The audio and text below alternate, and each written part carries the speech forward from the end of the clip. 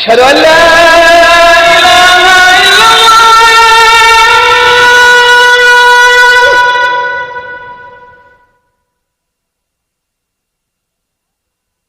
अशहदु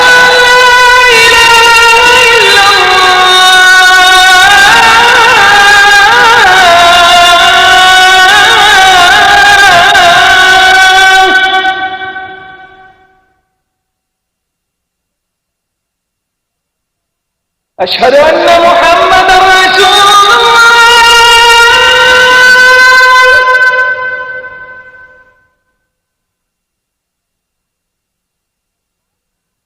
अशहदु अन्ना मुहम्मदर रसूलुल्लाह।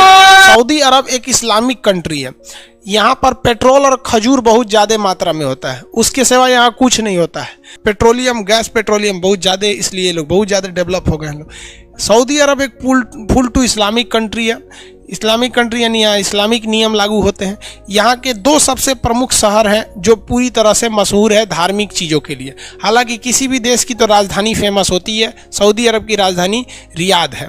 यहाँ की मुद्रा रियाल है, राजधानी रियाद है। यहाँ पे पूरा का पूरा ज़मीन मरुस्थल है। यहाँ पर कोई भी नदी नहीं बहती है। यहाँ पानी की बहुत सारे समस्याएं हैं, बहुत पेट्रोलियम से महंगा पानी हो जाता है। लेकिन यहाँ दो शहर बहुत फेमस हैं, एक मक्का, एक उसके ऊपर मदीना। मक्का और मदीना ये दोनों हज यात्रा के लिए प्रसिद्ध है। मक्का और मदीना दोनों किस लिए प्रसिद्ध है भैया? हज यात्रा के लिए प्रसिद्ध है। बाकी इसकी राजधानी रियाद है। इसकी राजधानी क्या है? रियाद। यहाँ देखेंगे मक्का और मदीना ये किस समुद्र के पास है? तो लाल सागर के पास है मक्का और मदीना।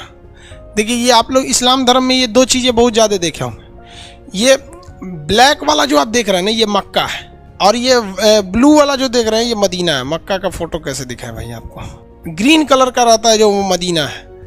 मक्का मदीना इस्लाम धर्म का सबसे पवित्र मतलब वो है सब हज यात्रा के लिए फेमस है। तो अब यहाँ दोनों में हम आपको समझा देते हैं। देखिए हर मुस्लिम को अपने जीवन में एक बार मक्का और मदीना जाना रहता है। ये जो है ब्लैक वाला इसे मक्का कहते हैं, शहर का भी नाम है मक्का। और ये मुस्लिम दुनिया में कहीं भी रहे वो नमाज पढ़ता है तो उसका सर इधर की ओर रहता है मक्का मदीना में। ये वाला जो है ना ये काली वाली जो बिल्डिंग दिख रही है यही क्या है? मक्का है।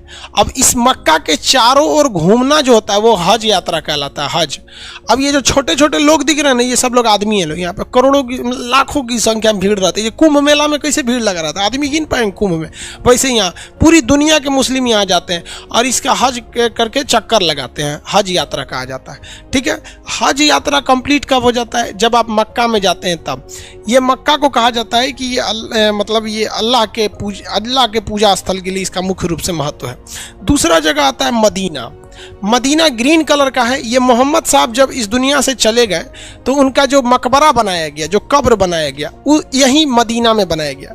मदीना भी बहुत बड़ा है लेकिन मेन यही दिखाया जाता है फोटो में, ये ग्रीन वाला। एक ये ग्रीन वाला दिखा देता है फोटो में, और इधर वाला में देखेंगे तो ये ब्लैक वाला दिखा देता है, मक्का और मदीना यहाँ पर। अब इस्लाम धर्म में क्या चीज़ है भाई, आपको जब नमाज पढ़ना है ना तो आपका सर इसी मक्का की ओर रहना चाहिए। इसलिए पूरी दुनिया में अगर देखेंगे ना तो मुस्लिम सब नमाज होता है अलग अलग डायरेक्शन में पढ़ेंगे सर। इंडिया के मुस्लिम पश्चिम डायरेक्शन में नमाज पढ़ता है सर। देखिए इंडिया के जो भी मुस्लिम है यही है मक्का। इंडिया का जितना मुस्लिम है वो नमाज पढ़ेगा तो उसका मुंह किधर रहेगा? पश्चिम रहेगा। समझा गया?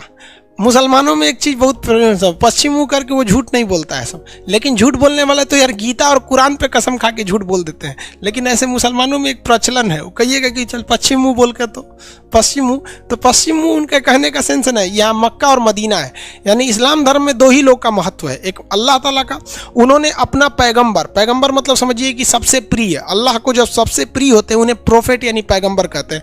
वही ना प्रोफेट यानी पैगम्बर का एक तस्वीर दिखा दिया था फ्रांस में, कार्टून बना के दिखा दिया था। मतलब कार्टून में जन्म करते हैं अजीब अजीब टाइप का शक्ल बना देता है। मोदी जी का भी कार्टून बना देता है, राहुल गांधी का बना दो। अब इंडिया में तो नेताओं का एक तो कार्टून का एक तो शो चलता है, सॉरी शायद आज तक पे वैसे कार्टून बना दिया था तो एक तो गले गटइये काट दिया यहाँ पे। तो फ्रांस का राष्ट्रपति उठा ना तो पूरे फ्रांस के दीवालों पे वही कार्टून बनवा दिया कि लो अब दीवार गिराओगे। तब ये मुस्लिम जगत वाला उठा सब तो फ्रांस के जितने सामान है उसका बाइकआउट कर दिया। सुपरमार्केट मॉल होगा तो सामान का फ्रांस का सामान में फेंक दिया। अब दोनों आपस में लड़ रहा है सब। तो ये सब चीज़ें यहाँ पर, तो ये पश्चिम दिशा में वो लोग क्या करते हैं, नमाज पढ़ते हैं। इसलिए मस्जिद देखिएगा ना, हमेशा उसका मतलब वो नमाज पढ़ने वाला पश्चिम डायरेक्शन में होगा। तो ये पूजा स्थल होता है, वहाँ हज यात्रा करना जरूरी होता है। इससे दो चीज़ें बड़ा विवादित होती हैं। कुछ लोग का कहना है यहाँ शंकर जी का मंदिर है। भैया ये सारी चीज़ें एक आडंबर है। ये वैसे ही कहते हैं लोग कि शंकर जी का मंदिर है, जैसे लोग कहते हैं गुल्लर के फूल डाल दोगे तो कोई चीज़ खत्म नहीं होगा। ऐसे कहावत है ना, बचपन में आप सुने होंगे कि पेंसिल का छिलका दूध में डालो तो रबड़ बन जाता है, मोर के पंख को चौक खिलाओ तो बड़ा हो जाता है। ये अफवाहें हैं सब, वैसे ही इसका कोई मतलब नहीं बनता है, ये आपस में लगा। शंकर जी आप बताओ यार, खुद से जरा सोचो कि शंकर जी वहाँ क्या करेंगे। और कहा मतलब हमारे यहाँ तो अलग अलग जगह पे अलग अलग प्रचलन है। हमारे यहाँ ये लोग कहते हैं यूपी बिहार के एरिया में कि शंकर जी को यहाँ किसी ने कैद करके रखा हुआ है। समझ में आए कि हालांकि ये चीज़ें जो हैं पूरी तरह से क्या है, अफवाह हैं। चलिए देखिए ध्यान से। अब तो यहाँ पे ऐसा कुछ नहीं है, वहाँ पर एक पत्थर है जिस पर क्या करना पड़ता है, कंकड़ मारना पड़ता है। अब कुछ लोगों का ये कहना है कि वहाँ पे शंकर जी को किसी ने अरेस्ट नहीं किया है, जबकि हमारे यहाँ लोगों का कहना है कि वहाँ शंकर जी को कैद करके रखा है सब, कोई हिंदू पानी डाल देगा तो बाहर आ जाएंगे। मतलब आप खुद सोचो ना कि कोई भगवान को इतना कमजोर कैसे कह सकता है कि मतलब कोई किसी को अरेस्ट थोड़ी ना कर सकता है वहाँ पे। ये गलत मानसिकता है। और कुछ लोगों का कहना है कि वहाँ शिवलिंग है। देखिए वो शिवलिंग नहीं है, वहाँ पे जो इस्लामिक परंपरा है वो हम आपको बता देते हैं, लेकिन आपके दिमाग में अगर कोई चीज़ बैठ गई है तो वो हमारे कहने से नहीं निकल सकती है। और अगर आप ये मानते हैं कि वहाँ शंकर जी को किसी ने अरेस्ट किया तो मतलब शंकरों जी की बेइज्जती कर रहे हैं। एक शैतान था, मतलब एक बहुत बुरा आदमी था, जब मोहम्मद साहब थे तो उनको बहुत परेशान करता था। कभी उनके ऊपर कूड़ा फेंक देता था, कभी कुछ कर देता था।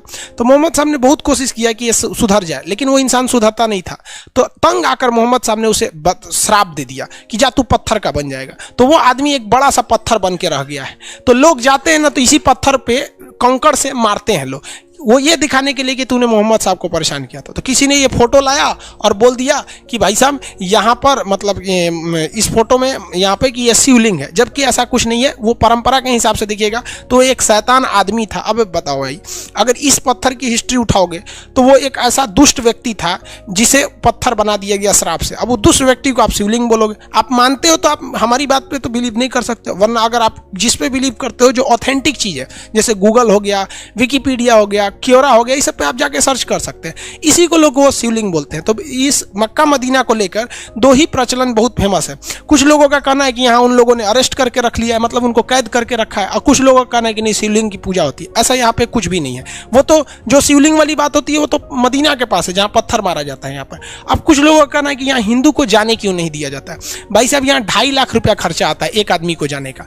दूसरा, आप किसी देश में जाते हैं तो आप अपने हिसाब से नहीं चलते हैं, उस देश के नियम कानून के हिसाब से ही हमें चलना पड़ता है। तो ये एक मुस्लिम कंट्री है, इसका नियम है कि जो हज करने आता है उनके लिए प्रॉपर नियम होने चाहिए। अब आपको पता है ना कि जो उन लोग के नियम कानून होंगे उनको पता होगा। यार हम लोग को हम लोग कभी हज करने नहीं गए, बुढ़ापे में मम्मी पापा को भेज देंगे लोग। तो ये समझ में आ गया, ये सऊदी अरब केवल मक्का मदीना के लिए। इस पर एक और विवाद होता है कि हज के लिए सरकार सब्सिडी देती है, मुसलमानों को बेवकूफ़ बनाती है सरकार। देखिए क्या कहती है, सुनिए ध्यान से। हज के लिए खर्चा आता है 2.5 लाख रुपए। तो जब सरकार थी ना पहले कांग्रेस की सरकार, वो तो मुसलमानों को और लोल बनाई। बीजेपी तो कम से कम खुल के कहती है, कांग्रेस तो और लोल बनाई। कांग्रेस कहती है भाई 2.5 लाख है ना, तो आप इसमें केवल कितना दीजिए, 2,40,000 दीजिए, मतलब 2,40,000 दे दीजिए आप। तो मुसलमानों को लगता था 10,000 सब्सिडी हो गया। दूसरा देखिए, जब जो व्यक्ति ये सब्सिडी ले लेता था ना, उसको एयर इंडिया की जहाज से जाना होता था, एयर इंडिया। और एयर इंडिया उस समय 15,000 की जगह पे 60,000 रुपया किराया ले लेती थी। भाई साहब यहाँ देखो, 15,000 की जगह पे 60,000 किराया ली है यहाँ पर, यानी 45,000 सरकार ने एक्स्ट्रा किराया ले लिया। जबकि हज के लिए आप किसी भी दूसरे जहाज से जाइएगा तो 15,000 ही किराया है, लेकिन एयर इंडिया से जाइएगा हज करने के लिए तो 60,000 लेगा, आपको 45,000 एक्स्ट्रा लेगा। छूट कितना दिया है, 10,000 का। मुसलमानों को लगता है सब्सिडी मिल रही है। तो सबसे पहले भैया तू तो यहाँ लोल बन रहा है। दूसरी बात क्या चीज़ होती है कि हज का एक नियम है कि आप दूसरे से पैसा लेकर हज यात्रा नहीं कर सकते हैं। तो आप सरकार की सब्सिडी लेके काय लिए हज यात्रा करते हैं। ये सारे धर्मों में है कि भैया अपने कमाई से जाइए, नहीं तो घर में ही भगवान की पूजा कीजिए। तो सऊदी अरब की यही 2-3 चीज़ें फेमस हैं वहाँ पर, और बाकी कुछ है नहीं। वहाँ पेट्रोल है, धार्मिक चीज़ें। अब कोई भी जाता है यहाँ पे तो लाखों रुपए उसकी इनकम हो जाती है हज यात्रा से। अब जैसे आप खुद सोचिए ना भाई, इलाहाबाद में अगर हर साल कुंभ का मेला लगेगा तो इलाहाबाद के लोगों की तो इनकम वैसे ही बढ़ जाएगी, क्योंकि जो भी आता है हज करने वो 45 दिन रुकता है। तो आप कभी कुंभ मेला में जाइएगा तो वहीं के लोगों के टेम्पू में बैठिएगा, वहीं के होटल में रहिएगा, बहुत इनकम हो जाता है ना एज ए टूरिस्ट के लिए यहाँ पर। तो ये मक्का मदीना यहाँ हो गया, बाकी ज्योग्राफिकली इसका कुछ खास महत्व नहीं है।